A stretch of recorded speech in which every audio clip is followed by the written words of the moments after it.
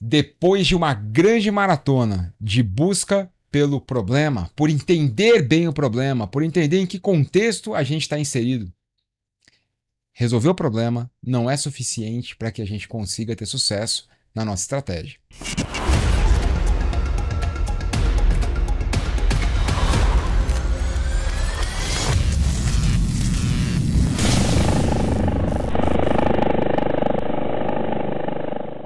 Depois da gente olhar o problema, entender um pouco melhor qual a natureza do problema, conhecido, conhecível e incognoscível, o que a gente fez foi entender em qual nível de conhecimento nós estamos para resolver aquele problema. Porque se o problema que você está resolvendo ou vai resolver já possui uma solução, quer dizer, o problema já foi resolvido, a solução é conhecida.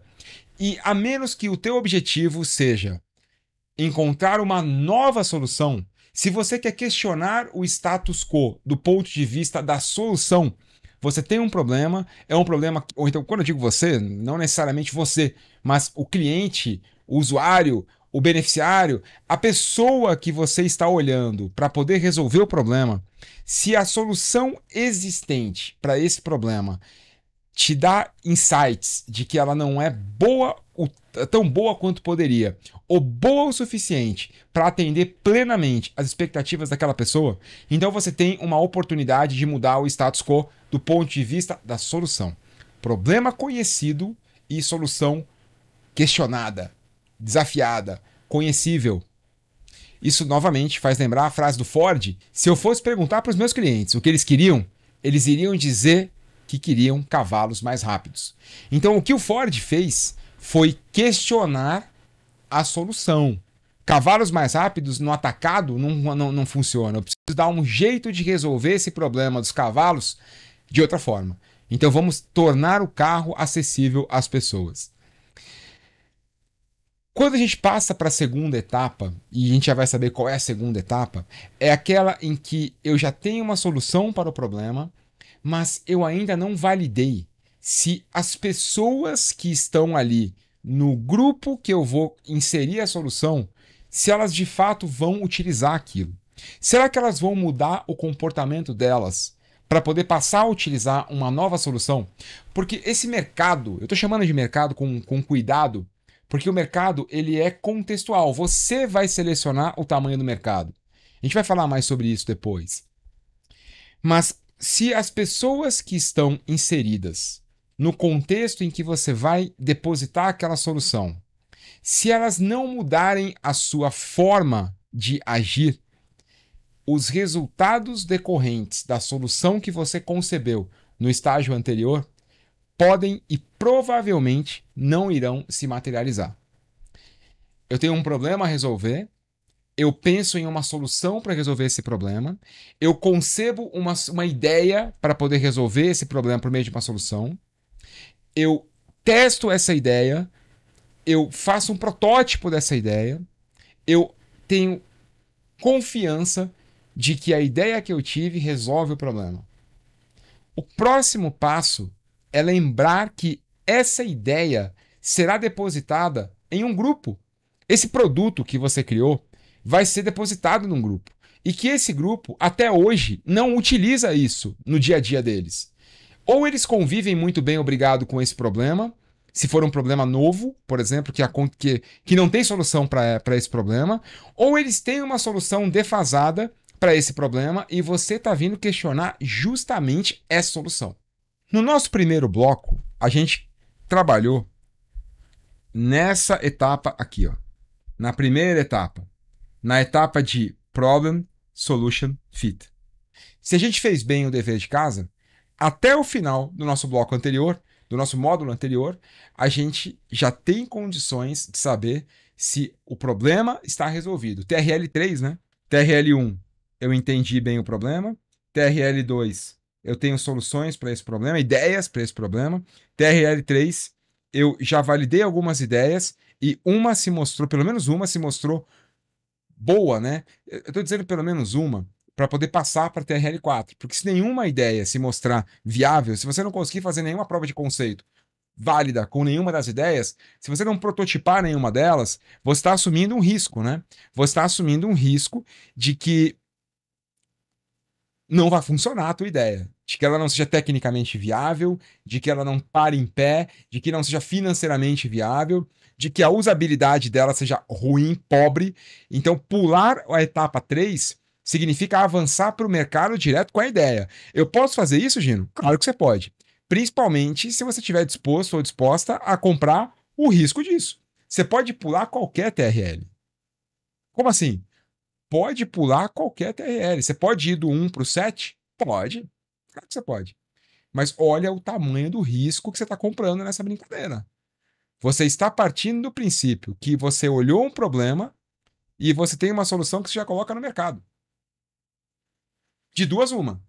Se você tiver certo nessa história, você poupou anos de pesquisa e desenvolvimento, dependendo, claro, pode ser menos, né? Mas até anos de pesquisa e desenvolvimento, dependendo do nível da complexidade do problema, você pode ter poupado até muitos anos de desenvolvimento e de pesquisa.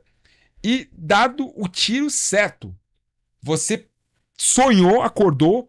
Isso me faz lembrar o De Volta para o Futuro, quando o Dr. Emmett Brown bate a cabeça e tem ali a ideia do capacitor de fluxo. E aí pronto, agora já podemos construir, o que é um evento bastante atípico. E se você fizer isso, for da ideia, desenho, direto para a solução, você corre um sério risco de perder uma série de etapas que podem te fazer construir a solução errada, que não vai funcionar, ou construir uma solução que funciona, mas que o mercado não quer. Por isso, cada um dos TRLs é muito importante. E uma organização saudável é aquela que não passa um ciclo inteiro para começar o outro. Lembra do que a gente viu no último módulo do Apex Predator Theory? É ter projetos, é ter investimentos ativos em diversos estágios. De modo que quando um produto está em TRL 8, eu já tenho um entrando em TRL 4, outro entrando em TRL 2, e eu tenho o tempo todo coisas nascendo, crescendo e morrendo dentro do meu modelo de negócio. O problema é que muitas vezes as organizações pensam que estão perdendo tempo quando estão investindo em TRLs mais baixos. Temos que correr, tá demorando muito. É porque elas estão fazendo só esse produto, né? Então o que acontece? Tem que acabar, tem que inovar, temos que inovar logo, temos que inovar logo. Isso é sinal de que não foi feito o terreno, né? O terreno para a inovação não estava pronto. E eu tenho só esse produto acontecendo. O que vai acontecer? Daqui a pouco a gente está com urgência de novo. Aquela organização que tem urgência o tempo todo é aquela que faz um ciclo de ponta a ponta e não investe no portfólio. Não tem inovações acontecendo em diversos estágios. Não quer dizer que seja só essa organização ou só nesse caso, mas é um típico caso de uma organização que está sempre com sede, com pressa de inovar, é porque ela está sempre. A hora que um produto chega no final do ciclo de vida é que ela vai pensar em, nossa, preciso colocar um agora no início. E aí corre, pula etapa, pula passos importantes, e quando vai para o mercado não aceita o produto porque não foi feito, os testes corretos não foram feitos. Agora que a gente passa para cá, e é isso que acontece nesse módulo do Adaptive, a gente vai para um segundo estágio. E é um estágio no qual a conversa agora é com quem vai usar. A conversa agora é com o mercado. Passando de TRL3 para TRL4, eu preciso começar a testar se a solução que foi concebida num estágio anterior, se ela será aceita pelo mercado no estágio posterior. E isso quer dizer que as pessoas do mercado, e eu já vou explorar um pouquinho melhor esse termo mercado, precisarão utilizar essa solução para que ela possa se difundir. Nesse estágio, no amarelo, o que eu estou buscando é a difusão de uma ideia. O que eu estou buscando é que o produto que você concebeu lá no estágio verde, que ele de fato consiga ser utilizado, que as pessoas usem aquilo. E eu estou falando de produto, mas eu poderia falar apenas de uma ideia. É a difusão de uma nova ideia que vai requerer das pessoas mudança de comportamento. E esse processo requer a mudança comportamental. Por isso, ele não é mais, olha essa frase, é a frase mais importante desse módulo, não é mais um processo tecnológico. Ele foi um processo tecnológico até o passo anterior. A partir desse momento, isso é principalmente um processo social. Claro que ainda tem tecnologia envolvida, claro que ainda tem design envolvido, claro que as coisas não são binárias, né? Agora ninguém fala mais de design, vamos falar só de delivery. Não, as coisas continuam ali. É muito mais um gradiente do que um binário, mas o foco começa a se tornar cada vez menos o design e cada vez mais a aceitação e a difusão disso. Quem percebeu e quem detalhou esse fenômeno, a gente já falou um pouco dele aqui e vai continuar falando muito ao longo da nossa jornada, é o Everett Rogers, conhecido por esse livro, né, publicado em 62, Diffusion of Innovations, ou a difusão da inovação. Nesse livro, o Rogers detalha um processo. A pesquisa que está por trás desse livro é por que os fazendeiros, ele estava observando agricultores, por que essas pessoas demoram tanto para usar uma tecnologia? Por que uma vez que uma tecnologia seja apresentada a essas pessoas, elas demoram tanto para poder utilizar essa tecnologia? E o que é demorar tanto? Demorar tanto é demorar até 9 anos para conseguir adotar essa tecnologia. Uma vez que uma nova tecnologia era apresentada para esse grupo, essas pessoas levavam até 9 anos para que essa tecnologia estivesse presente na maioria daquele grupo. E o estudo do Rogers é o que faz esse fenômeno acontecer? Por que demora tanto tempo? Como esse processo acontece? Para que o Rogers pudesse acelerar esse processo de difusão de uma inovação, e o interessante é que o Rogers ele muda a visão de inovação. Ele é um cara que troca o conceito de inovação de algo que dá resultado de produto, de serviço, de algo material para uma ideia. O Everett Rogers ele coloca no conceito que a inovação é com base na percepção de novidade da pessoa. Ele não ignora o observador no processo. Em vez de olhar a inovação como algo absoluto, não, isso não é inovação porque já existe na Finlândia. Não, é do ponto de vista da pessoa. E isso faz absolutamente toda a diferença. Quando o Rogers começa a enxergar a inovação do ponto de vista da pessoa, ele tem a grande sacada da pesquisa dele, que inovação é um fenômeno social e não tecnológico. Não importa se já existe essa tecnologia na Finlândia. Se para mim ela é nova, eu enxergo aquilo como uma inovação. E eu passarei pelo processo de mudança de comportamento da mesma forma que as pessoas na Finlândia passaram no começo. Não é porque algo já existe em outro país que não é inovação para mim. A percepção é fundamental na visão do Rogers sobre ideias, inovações do ponto de vista de ideias e não de produtos. Para que ele pudesse acelerar o tempo de 9 anos que uma ideia leva para ser difundida, ele precisava entender esse processo. Ele precisava compreender como uma ideia, uma inovação, eu estou falando ideia para você lembrar que inovação não é produto na visão do Rogers. Inovação é uma ideia, pode ser um produto também, mas pode ser uma ideia. Para que essa nova ideia, para que esse novo produto, para que esse novo comportamento fosse adotado, qual então seria esse processo? E o estudo dele, que você encontra no livro Diffusion of Innovations, explica esse processo. E é base para uma série de outros estudos que são criados, são construídos a partir das publicações do Everett Rogers. Não é uma única publicação que o Rogers faz sobre isso. São várias, tá? Se você entrar no Google acadêmico, você vai encontrar uma série de publicações nesse sentido. O que ele descreve aqui é que para uma ideia ser difundida, para que uma ideia seja comprada por um grupo, existe um ciclo que é também chamado de ciclo de adoção da tecnologia. Então, para quem trabalha, por exemplo, com transformação digital, para quem trabalha com transformações organizacionais, esse assunto é extremamente relevante, porque é nesse assunto que você vai encontrar por que as transformações não dão certo muitas vezes. Embora todas as entregas tenham sido feitas, embora a gente tenha encontrado fit da solução com o problema, o mercado não comprou aquela ideia. Mercado. Eu não vou entrar no conceito, na teoria de mercado. Vamos entender como mercado, de forma genérica, do conceito mais simples, o local onde existem as forças de oferta e demanda, tá? Não necessariamente de coisas financeiras. Eu tenho uma demanda por algo e eu tenho alguém ofertando isso. Entenda isso como mercado, beleza?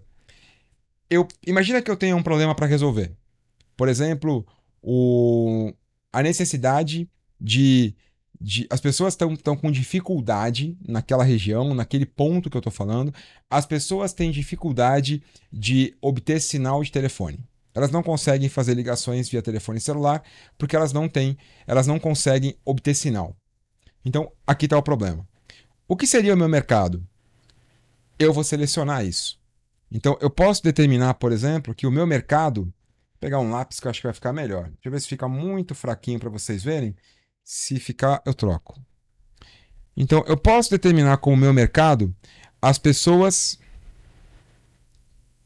de 20 a 30 anos que estudam. Eu posso pensar no meu mercado como sendo as pessoas de 30 a 40 anos que estudam. Percebe o que está acontecendo? Eu posso pensar no meu mercado como sendo as pessoas de 20 a 80 anos. Percebe o que está rolando? Eu estou determinando o tamanho do meu mercado. E como eu vou determinar o tamanho do meu mercado? Qual é o parâmetro que eu vou utilizar para poder determinar o tamanho do meu mercado? Por exemplo, olhando para a relação, ao resolver um problema, eu vou alcançar um benefício? Vamos falar do ponto de vista comercial? O mercado tem que ser suficiente para poder bancar os meus custos e atender às minhas expectativas de retorno, né? E essas expectativas de retorno, para poder gerar, por exemplo, o meu benefício financeiro, eu vou precisar disponibilizar algumas capacidades que resolvam o problema dessas pessoas. Por exemplo, a capacidade de falar ao telefone naquela região. E para poder colocar essa capacidade para funcionar, eu vou ter que fazer algumas entregas, que poderia ser um satélite, que poderia ser um balão, que poderia ser um cabeamento, que poderia ser uma transmissão por rádio, ou várias coisas simultaneamente, provavelmente seria isso, além de uma capacitação de uma central telefônica, uma série de coisas. Eu tenho que fazer uma série de entregas que vão habilitar uma capacidade que vai gerar um benefício para o meu mercado. Se eu consigo pagar as minhas contas e alcançar a minha expectativa de retorno com o mercado de pessoas de 20 a 30 anos que estudam, então eu vou começar por esse mercado. Agora, se esse mercado for pequeno demais para mim, pode ser que eu tenha que buscar um mercado um pouco maior. Então eu vou buscar um mercado de pessoas de 30 a 40 anos. Esse mercado de 30 a 40 anos que tem essa demanda e eu consigo ofertar para eles, atendem a minha expectativa? Sim, então ótimo, paro nele. E pode ser ou não que à medida que as coisas evoluam, eu agora tenha um novo mercado. Esse novo mercado pode ser o mercado completo. Todas as pessoas daquela região que têm dificuldade em fazer ligações. Todo mundo tem telefone. É você, de acordo com a tua expectativa, de acordo com a sua necessidade de retorno, que vai determinar o tamanho do seu mercado. Então, eu tenho vários segmentos aqui do mesmo mercado grande, mercado total de pessoas daquela região que não conseguem falar no telefone celular. Eu tenho vários segmentos, vários mercados que eu vou selecionar de acordo com o meu interesse. Então, vamos entender como mercado qualquer um desses recortes que você queira dar, certo? E é você que vai selecionar o tamanho do seu mercado. Agora, como a gente consegue assegurar que um produto, serviço, ideia consiga ser difundido por esse mercado? Ou como a gente assegurar é impossível, né? Primeiro passo, é impossível, porque eu estou falando de um fenômeno social complexo. Eu não tenho como prever o comportamento das pessoas. Ah, e se tivesse, né? Na verdade, aquele filme, um dos melhores, piores filmes que eu já vi, porque mexe com a nossa cabeça, né? Que é o Dilema das Redes Sociais, fala sobre isso. Sobre as empresas que hoje estão buscando diminuir cada vez mais a incerteza sobre a possibilidade de você, o seu CPF, vocêzinho aí, adotar uma solução, uma nova ideia, um produto, um serviço, com base nos dados que aquela empresa tem a partir do seu comportamento. Isso hoje é o sonho de qualquer empresa que produza.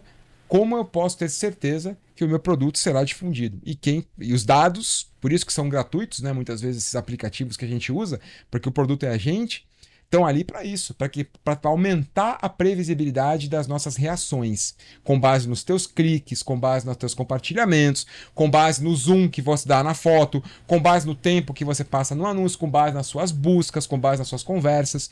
Tudo isso tende a melhorar a previsibilidade da sua ação.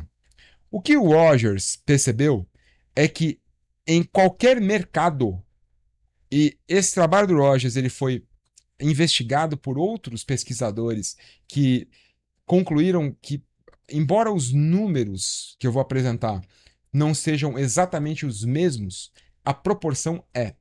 E essa pesquisa do Rogers ela foi validada em vários outros segmentos, porque o mercado que ele estava olhando, qual era? Dos fazendeiros da região que ele pesquisou em decorrência do fenômeno tecnológico que ele estava observando naquele ano. Então, esse era o mercado dele.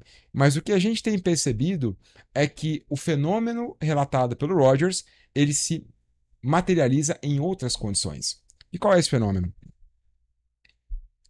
Para o Rogers, um mercado irá se comportar dessa forma diante de uma inovação. Então, o mercado vai se comportar da forma de uma curva normal. E o que ele percebeu é que o que faz com que uma inovação se difunda ou não por esse mercado tem muito pouco a ver com a inovação em si e muito mais a ver com o fenômeno social que está inserido nesse contexto. O contexto que ele percebeu é que em um mercado eu tenho cerca de 2,5% de inovadores. Lembrando novamente que esse número é contextual, hein? Não quer dizer que você tenha exatamente esse mesmo número, mas as proporções são conservadas. 2,5% de inovadores. Quem são os inovadores? São as pessoas que têm a ideia para resolver um problema. Normalmente são as pessoas que têm uma solução para um problema. Observam um problema e pensam em uma ideia. Essas pessoas têm uma característica, todos esses grupos que eu vou falar para vocês possuem uma característica social, econômica e cultural que é relatada no livro do Rogers. Aqui ele fala sobre essas características, como identificar essas pessoas. Aqui, nesse vídeo, especialmente, eu não vou entrar nesse detalhe, mas a gente pode explorar isso em algum outro momento, caso vocês queiram. Como identificar essas pessoas passo a passo, né? Na visão do Rogers, esses inovadores têm a ideia. Mas o que acontece? Eles não conseguem levar a ideia para a maioria. Quem faz isso é um grupo muito especial que recebe o nome de primeiros adeptos, que correspondem a 13,5% de uma população. Eu vou chamar de Early Adopters. Esse é o nome deles. Os adotantes iniciais, ou os adeptos iniciais, ou os evangelizadores iniciais, como algumas pessoas chamam. Por que evangelizadores iniciais? Porque esse grupo muito especial, no estudo do Rogers, é o que se mostrou como o responsável por pegar uma ideia nascida dos inovadores e fazer com que ela alcance a maioria inicial do mercado, que corresponde a 34%, e são pessoas que precisam da chamada prova social para que adiram a uma nova ideia. Essas pessoas, elas são inicialmente resistentes a uma nova ideia. E para que elas adiram a essa ideia, elas precisam que haja uma prova social, que alguém que elas validem, de alguma forma, ateste que essa é uma boa ideia, que essa é uma boa solução, com base no seu exemplo e não no seu relato. E quem são essas pessoas que têm essa característica de evangelizadores? Os primeiros adeptos. São pessoas influentes, são pessoas validadas pela comunidade, são pessoas que têm legitimidade e influência para que, ao utilizar uma solução, a aderir a uma ideia, gerem a prova social que esses 34% do mercado, lembrando que o mercado, a gente já falou qual o conceito, para que esses 34% de fato utilizem essa solução.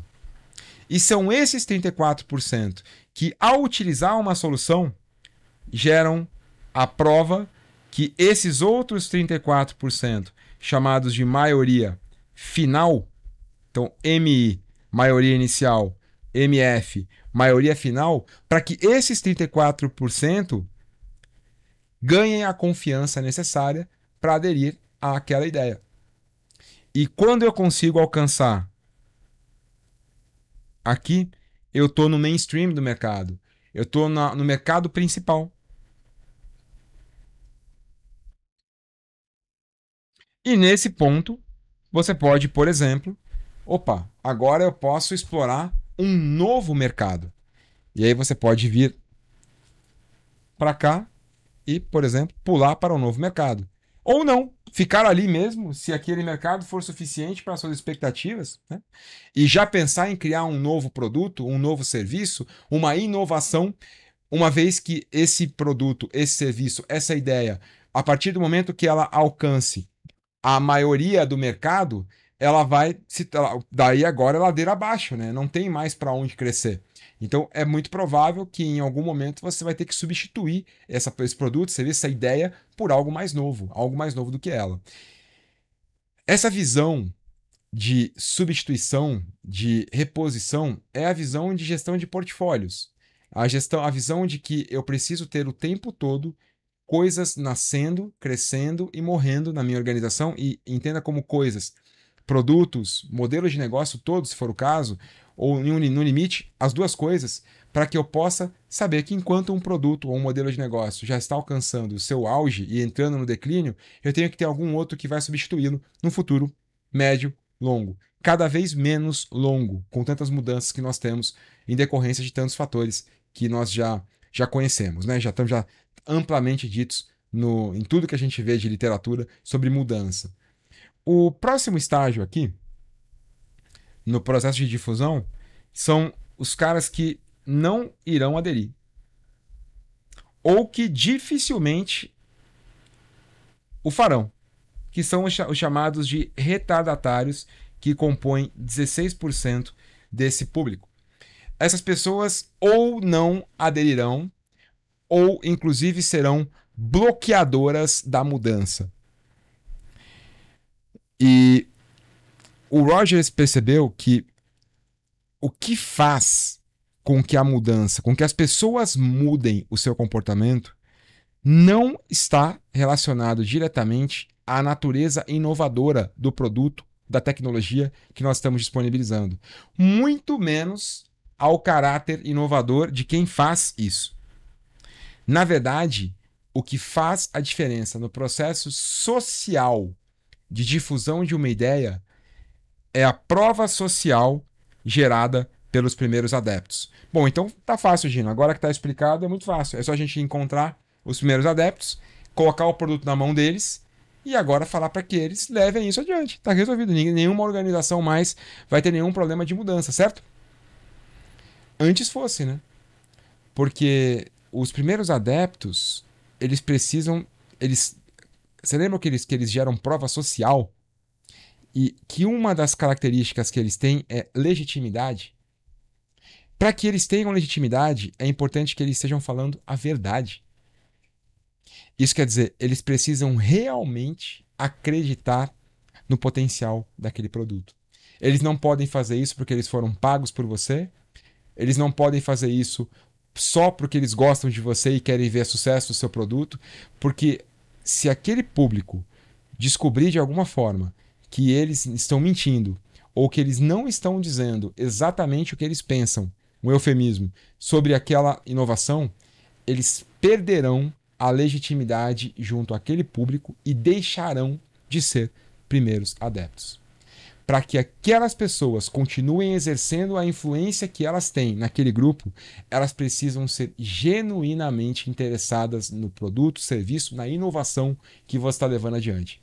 E como é que eu faço isso? Essa é a parte mais difícil. Co-construindo com eles. O momento de envolver os primeiros adeptos não é quando o produto está pronto, quando a solução está desenhada. Talvez no momento em que o protótipo daquela solução esteja desenhado, aí sim, eu apresento esse protótipo aos primeiros adeptos e com base na narrativa por trás disso, se ela for genuína, se ela for fidedigna, se ela for convincente, eu trago essas pessoas para perto de mim para que elas possam levar isso adiante. Uma história de 1 minuto que me faz lembrar, eu sei que é um exemplo batido quando a gente ouve falar muito de Apple, né? E eu não vou fazer o exemplo da Apple, mas de um episódio específico do Jobs, quando ele, ainda numa startup, né, que seria a Apple lá no Vale, ele vai atrás do vice-presidente da Pepsi,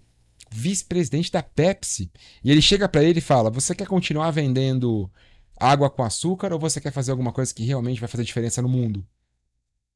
E vira as costas e o cara vai atrás dele. O vice-presidente da Pepsi larga o que estava fazendo para ir atrás dele. Por que isso?